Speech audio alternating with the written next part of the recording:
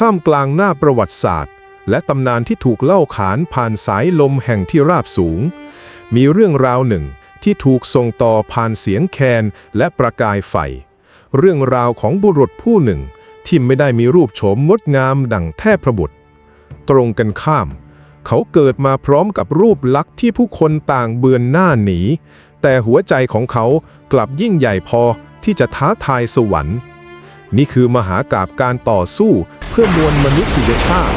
มหากาพย์ของพญาคันคากย้อนกลับไปในอดีตการอันไกลโพ้น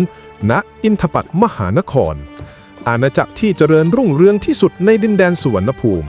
ภายใต้การปกครองของพระเจ้าเอกราชและพระนางสีดาบ้านเมืองเต็มไปด้วยความสงบร่มเย็นจนกระทั่งวันหนึ่งข่าวดีที่ทั้งเมืองรอคอยก็มาถึงพระนางสีดาได้ประสูติพระราชโอรสแต่ทว่าเสียงโห่ร้องยินดีกลับถูกแทนที่ด้วยความเงียบงันทารกน้อยที่คลอดออกมาไม่ได้มีผิวพรรณผุดพองดั่งทองทาแต่กลับมีผิวหนังครุขระตะปุ่มตะป่ำสีคล้ำอมเขียวรูปร่างหน้าตาดูราวกับข่างคกนางกำนันต่างพากันหวาดกลัวขุนนางต่างซุบซิบนินทาว่านี่คือกาลกิณีบ้านเมืองแต่สำหรับความเป็นพ่อและแม่พระเจ้าเอกราชและพระนางสีดากลับมองข้ามเปลือกนอกนั้น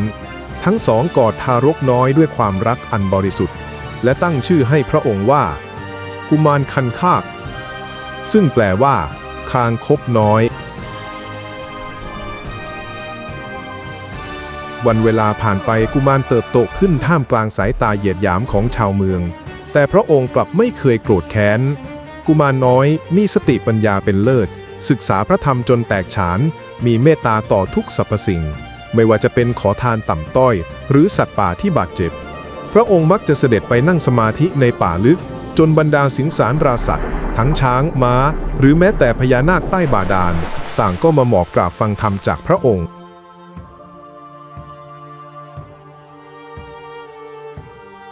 เมื่อก้าวเข้าสู่วัยหนุ่มกุมารคันคากเกิดตกหลุมรักเจ้าหญิงจากต่างเมืองแต่เมื่อมองดูเงาของตนในน้ำความเจ็บปวดก็เล่นริ้วจับหัวใจรูปลักษณ์เยี่ยงเราใครเล่าจะมารักใครเล่าจะยอมฝากชีวิตไว้ด้วยพระองค์ได้แต่ตัดพ้อกับโชคชะตาและตั้งจิตอธิษฐานต่อฟ้าดินหากบุญกุศลที่สั่งสมมาแต่ชาติปางก่อนมีจริงขอให้พระองค์ได้มีโอกาสดูแลคนที่รักเถิดแรงอธิษฐานอันบริสุทธิ์พุ่งตรงทะลุชั้นเมฆขึ้นไปถึงสวรรค์ชั้นดาวดึงส์ร้อนถึงพระอินทร์ผู้เป็นใหญ่พระองค์มองลงมาเห็นเนื้อแท้ที่เป็นดังทองคำในร่างคางคกจึงเสด็จลงมายังโลกมนุษย์พระอินทร์เนรมิตปราสาทแก้ว7ประการส่องประกายระยิบระยับยิ่งกว่าพระราชวังใดๆบนโลก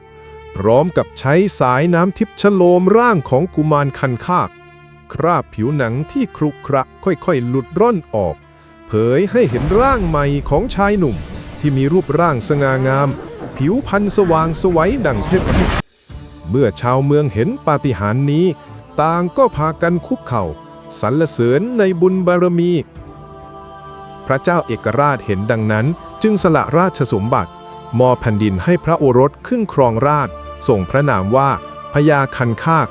พระองค์ได้อภิเษกสมรสกับเจ้าหญิงที่หมายปองและปกครองอินทปัตมหานครให้ก้าวเข้าสู่ยุคทองที่รุ่งเรืองที่สุดกิตติศัพท์ของพญาคันคากระบือไกลไปทั่วทุกสารทิศมนุษย์จากทุกแว่นแคว้นต่างเดินทางมาขอพึ่งพิงสรรพสัตว์และอมนุษย์ต่างก้มหัวสวามิภักดิ์แต่ทว่า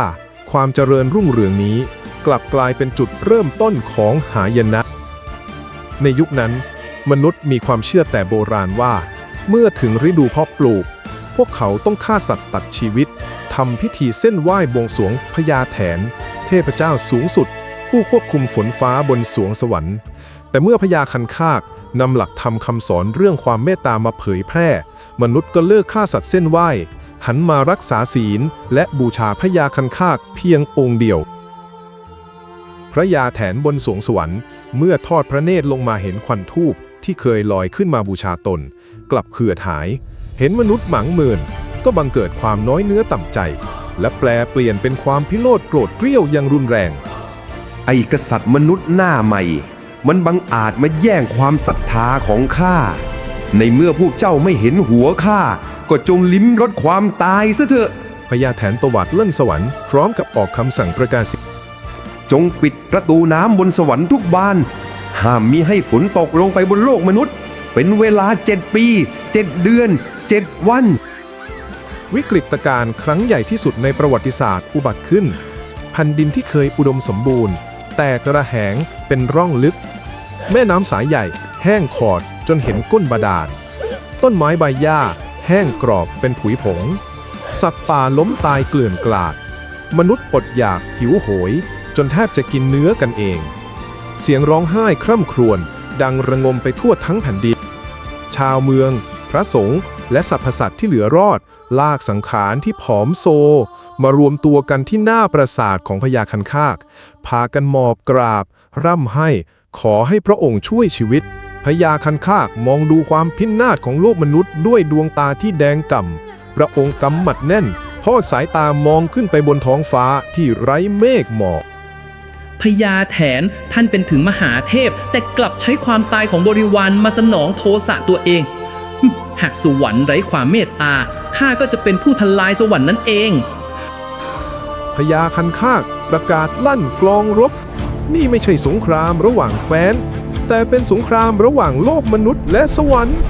พระองค์ได้ส่งกระแสจิตเรียกพันธมิตรจากทั่วทั้ง3โลกกองทัพแรกคือทัพพญาปลวกนับล้านตัวคลานออกมารวมกันพวกมันช่วยกันคาบดินทีละก้อนสร้างเป็นจอมปลวกขนาดยักษ์ฐานกว้างนับร้อยลี้ก่อตัวสูงขึ้นเรื่อยๆทะลุชั้นเมฆมุ่งตรงสู่สวรรค์เพื่อใช้เป็นเส้นทางเดินทัพแต่จอมปลวกดินนั้นเปราะบางเกินกว่าจะรับน้ำหนักกองทัพ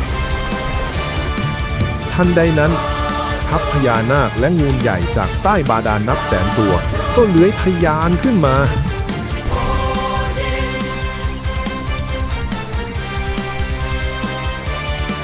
พวกมันเอาลำตัวขดรัดพันรอบจอมปลวกเอาไว้ประสานเกล็ดเข้าด้วยกันกลายเป็นกรอกกริดที่ทำให้สะพานดินแข็งแกร่งดังเหล็กกล้าและที่ขาดไม่ได้คือทัพหน้าทะลวงฟันกองทัพสัตว์มีพิษนำโดยพญาต่อพญาแตนพญาผึ้งพญาแมงป่องและพญาตะขาบเสียงกระพือปีกของพวกมันดังหึ่งจนแผ่นดินสะเทือนเที่ยงคืนเมื่อปลายจอมปลวกแตะถึงหน้าประตูสวรรค์กองทัพมนุษย์และสัตว์ก็พุ่งทะลักเข้าไปดังสายน้ำหลาก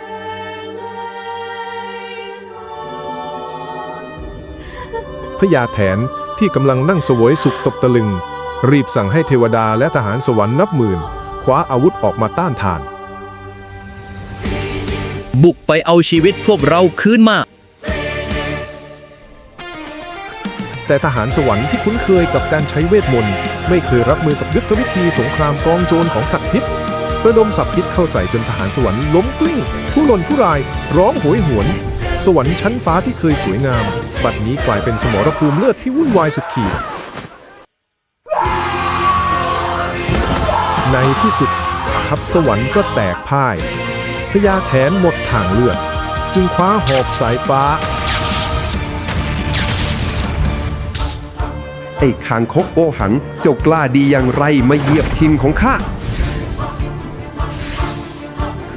มาเพื่อทวงสิทธิ์ในการมีชีวิตของประชาชนข้าพญาแถนกระโดดขึ้นหลังช้างทรงเอราวัณทะยานเข้ามาเผชิญหน้าแบบตัวต่อตัวทั้งสองเข้าปะทะกันอาวุธเทพและอาวุธมนุษย์ฟาดฟันกันจนเกิดประกายไฟสว่างวาบไปทั่วท้องฟ้าเสียงปะทะดังสนั่นกลายเป็นเสียงฟ้าร้องที่ดังก้องไปถึงโลกเบื้องล่างพญาแถนมีพลังมหาศาลพญาคันคากมีความว่องไวและแรงขับเคลื่อนจากความแค้นของมวลมนุษย์ในจังหวะที่ช้างศึกของพญาแถนเสียหลักพญาคันคากกระโดดทะยานขึ้นฟ้าเหยียบลงบนงาช้างและใช้พระขันฟาดจอดทะลวงไปที่คอหอยของเทพผู้ยิ่งใหญ่พญาแถนเสียหลักตกจากหลังช้างล้มลงกระแทกพื้นสวรรค์พ่ายแท้อย่างราบคาบเทพผู้หญิงพยองบัดนี้คุกเข่าตัวสั่นเทาอยู่แทบเท้าของกษัตริย์มนุษย์ พญาแถนยกมือไหว้ขอร้องให้พญาคันคากละเว้นชีวิต ด้วยพระทัยที่เปี่ยมด้วยความเมตตาพญาคันคากลดพระขันลงพระองค์ไม่ได้ต้องการปลิดชีพมหาเทพแต่ต้องการเพียงน้ำฝนพระองค์จึงยื่นเงื่อนไข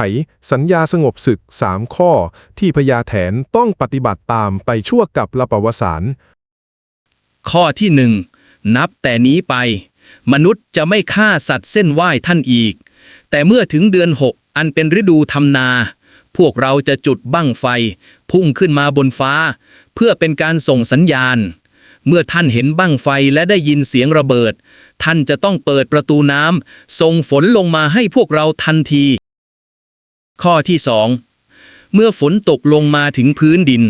บรรดากบ เขียดและคางคกจะส่งเสียงร้องระงม เพื่อเป็นการยืนยันให้ท่านรู้ว่า น้ำฝนตกลงมาถึงพวกเราแล้ว ท่านจะได้ไม่ต้องกังวล ข้อที่3และเมื่อถึงฤดูเก็บเกี่ยว ข้าวออกรวงต้องการแสงแดด พวกเราจะเป่าโหดและชักว่าวขึ้นฟ้า เสียงโหดที่ดังตามสายลมจะเป็นสัญญาณบอกให้ท่านหยุดส่งฝนลงมาพญาแถนรีบพยักหน้ารับคำสาบานท่านใดนั้นประตูสวรรค์ทุกบานก็ถูกเปิดออก